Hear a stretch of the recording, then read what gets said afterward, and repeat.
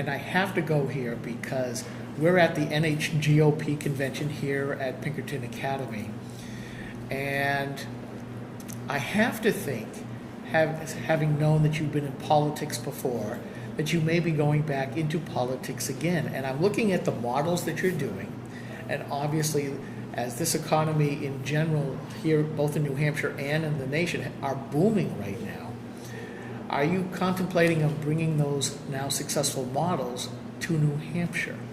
Are you looking to become a little more involved in the local politics, starting with a position that starts with the letter G?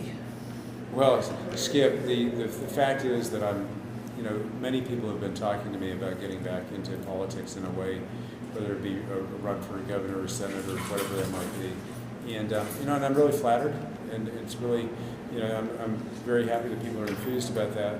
But the fact is, we're just making so much impact in Newport. That's my total focus. I have not given any kind of consideration to getting more involved in politics at this point. The amount of traction we've gotten in Newport and the things we've learned and the way we're really changing people's lives, that's really the focus for me. I've never done anything in my entire life, career or otherwise, that's been anywhere near as rewarding as what we're doing in Newport. And what I'm finding is just what you just said. We're creating a template.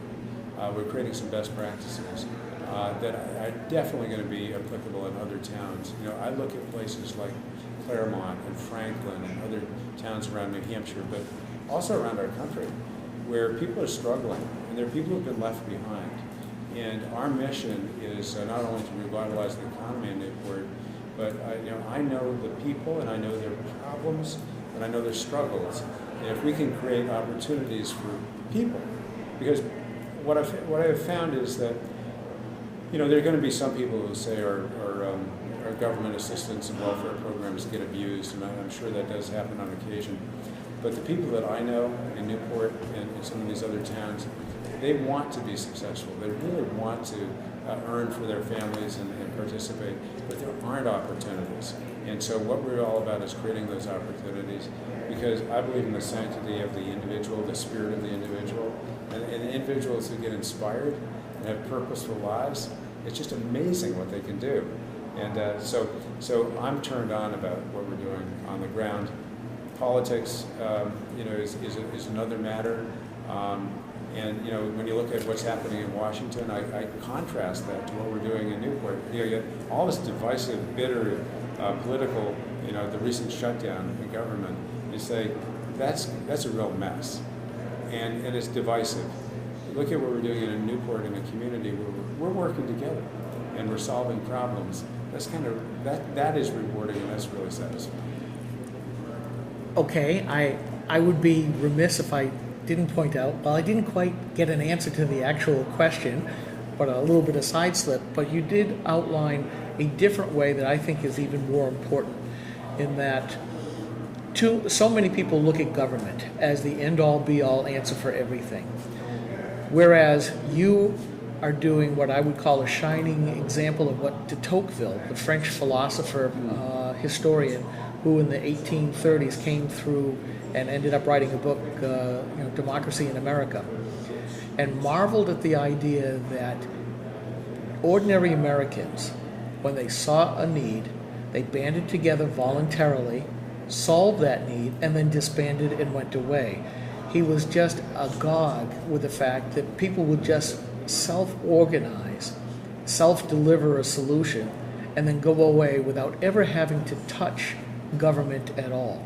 He was just so surprised that government played so little of a role in our daily lives. So I will ask you this, in doing all the things that you've done, has this been done pretty much with government, being directed by government, or have you done this pretty much without government? The answer is that it is inspired as a citizenry has gotten up to really drive this forward. And having said that, I've got to also give huge compliments to the government actors in our town. In other words, our town manager, our board of selectmen, our superintendent of schools. They've been active participants and leaders in the process, but it's been a real partnership. It's been been a very organic partnership, if you will. So I'll give you an example, if I may. So I spoke to you about this economic director, and he just had his first day of work this week. Well, the funding source, I didn't mention the funding source for this, and this is really cool. And it kind of gets to the heart of your question, Skip. The funding has been spontaneously developed in 6 equal parts. So there are 6 parts that fund this position. 3 of them are governmental, 3 are totally private. And the 3 that are governmental is the town of Newport is picking up 1/6 of the cost. Is the school district is picking up 1/6. An economic development corporation, which is for the town of Newport, picks up their piece as well. And then there are 3 private individuals who are picking up pieces of it as well. And so altogether, it's this public-private partnership. But who has been the driver? Has it been government, or has it been private citizens like yourself? Oh, it's totally private citizens. You know, and having said that, I don't want to denigrate anything at all that the government officials have played, because Hunter Reesberg, our town manager, has been phenomenal. Cindy Gallagher, our superintendent of schools, our board of selectmen. But the truth is, it's a rising up of a local citizenry who care about a community. And Newport just has this sense of community.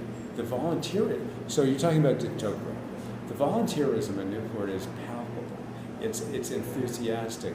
Here's something we did, Skip. In the fall, I give great credit to our Chamber of Commerce. Ella Casey and Steve Smith, who really were the 2 principal actors in putting together this. It was called the Newport Summit. The Newport Summit was an evening where we got all of the volunteer organizations in Newport together to share ideas. And we integrated that with the Sunshine Initiative. And when we all got together, there were 50 organizations that came together that evening, spent 4 hours together.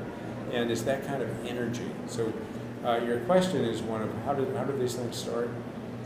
It's really a concerned citizen. If you come back to the Newport Sunshine Initiative, how did that start? Well, it was basically me driving through town one day and saying, hey, we can change this situation. And then one thing leads to another. Oh, very good. So I can't get you to bite on the political side, because I just look at this and go, we're at a political event. You're talking to a bunch of bloggers who are very politically oriented. Is it a case of never saying no, never saying, well, or just saying, well, maybe not yet? Where do you stand on that? Yeah, no, where a lot of people, as you have admitted, people are asking you jump in at some level. I do say that I look at you as being more of an executive-minded person instead of being just part of a legislature, because you do want to get things done. And as a legislator, you can, but not the way that you can as an executive. We love getting things done, absolutely, in the sense of accomplishment. And so my direct answer, to make sure that I'm directly answering your question, is that people have asked me to get involved either as governor or senator or some other office, and I'm totally flattered by all of that. But the fact is, right now, I'm thoroughly focused on making sure that Newport's a success, and to the extent we can share this with other towns, that's great, and we want to do that. I'm not, and the other part of the answer is that I'm not saying I would never get involved in politics. Okay. I'm not ruling it out. But right now, I don't want anything to detract from all the positive energy I've got to put into this effort. And I do contrast it with Washington. I think you put your finger on it when you said getting things done. Getting things done on the ground in these communities actually is impacting lives. A lot of what happens in Washington, that there's a lot of talk, and it's a mess, and it's bitter, and it's divisive, and I think can be frustrating for a lot of people. Well, isn't this